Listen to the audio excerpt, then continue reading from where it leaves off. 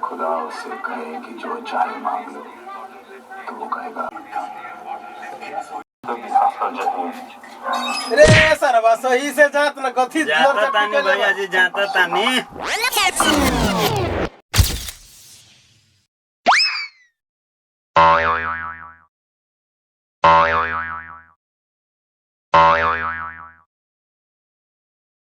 देखो ना भैया जी कौन सरवा फिल्म देखेला ताकता।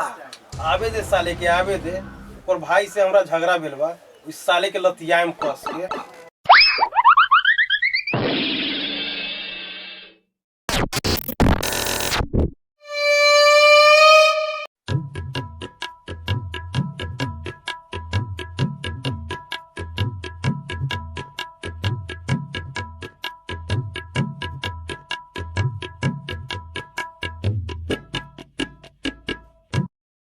रे साला कथी लाले फिल्म देखे रे अगर फार भाई मार कला देला हा।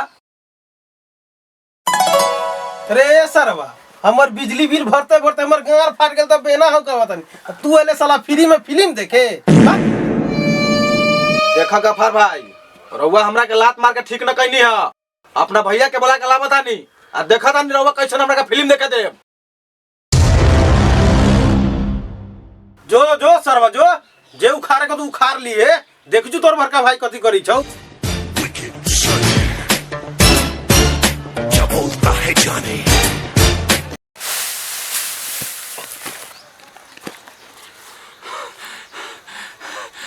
पिजावा पिजावा भैया जरूरी पड़ी पिजावा।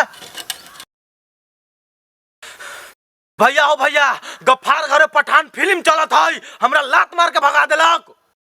साले गफार के इतना हिम्मत बा कि हमरा भाई के लात मार लेवा साले के कुट्टी कुट्टी काट दे।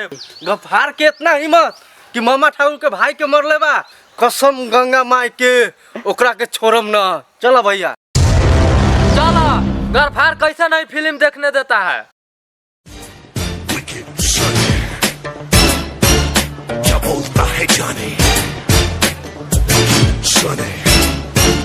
चुरा लेगा रानी क्या बोलता है जानी यो सुने चुरा लेगा रानी। तने घुसकू गफार भाई।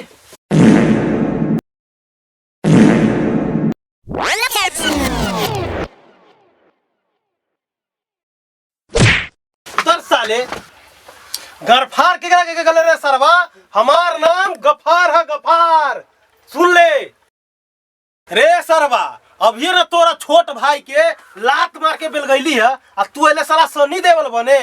रे सरवा तू इधर हो कि इधर उधर कथी हो पीछे।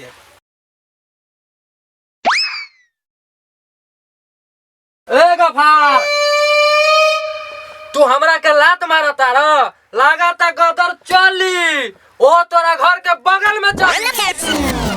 कथी चली रे सरवा फिल्म चली गदर। गदर फिल्म लारे तो चली पठान मिलियन में चलता। भूल गईले भल न कल के पाइप उखाड़ ले रहा तो पूरा पाकिस्तान डूबल रहा।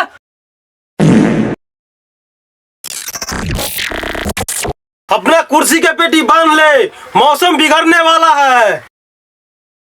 ए हमरा ध्यान के मौसम बिगड़ता क्या लाइट नहीं रहेगा तो मैं फिल्म नहीं देखूंगा। मुझे फिल्म देखने से कोई ताकत नहीं रोक सकता है। मैं देखूंगा और जरूर देखूंगा। चल अपने घर गदर चली।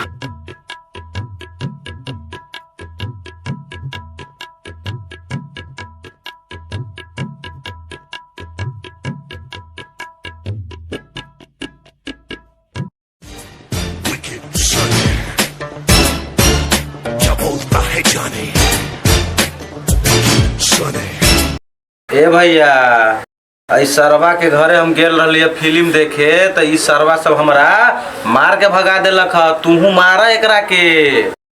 भाग साले भाग भाग जो जाता नहीं हम अपना भैया के बुला के जो कैसे नहीं फिल्म देखे देता नहीं। तोर भैया हमर ध्यान उखाड़ ले जा। जाता नहीं कैसे नहीं फिल्म देखे देता नहीं। जा जा जा जा, जा।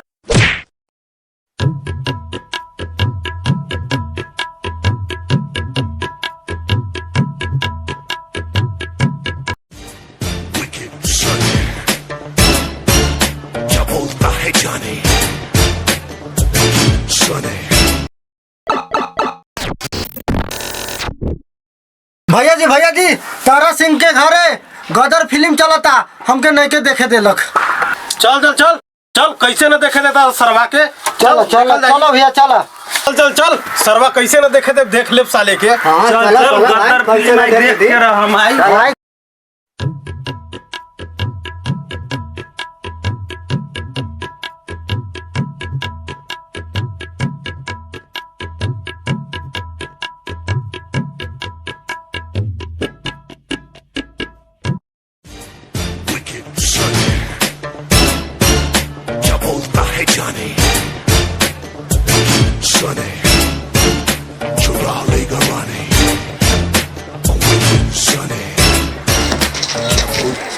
हमार भैया जी के हुक्म बा, जब तक कागज पे मोहर न लागी, जब तक केहू फिल्म न देखी। इकबाल साहब, कागज पे मोहर न लगी तो क्या हम फिल्म ना देखम? जरूर देखम। देखम जरूर देखम। बोली भाई जी रहो मरा के बोली। देखे चलो। जो पठान मेरी जान महफिल ही लुट जाए। का रे सरवा सब एजा मोजरा कराल बारे का? झाट लेकिन तो मुंह हवा बनिए शाहरुख खान। पठान जिंदाबाद जिंदाबाद जिंदाबाद।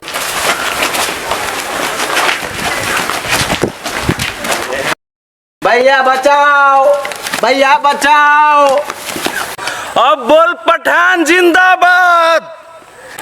पठान जिंदाबाद। कैसे इन लोगों को यकीन होगा कि तू पठान का फैन है? टोपी पहनाओ इसको।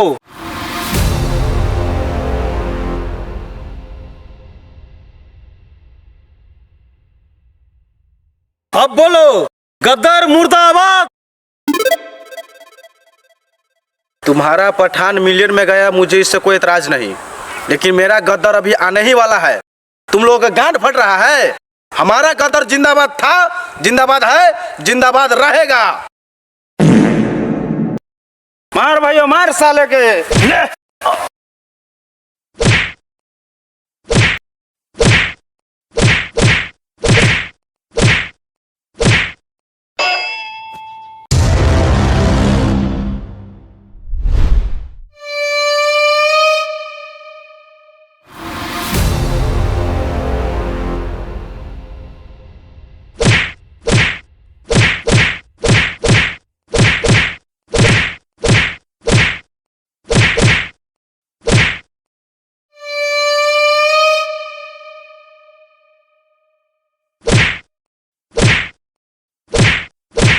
बचाओ, बचाओ,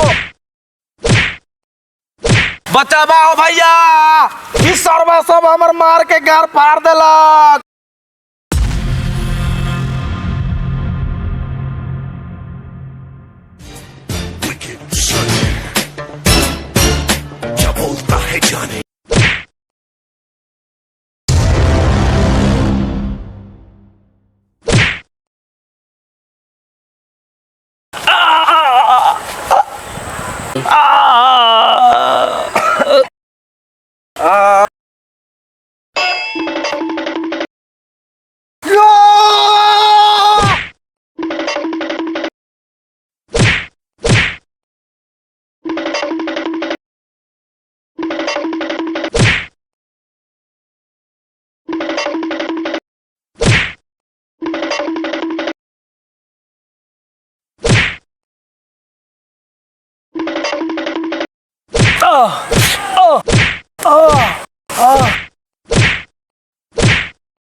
अब बोल गदर जिंदाबाद।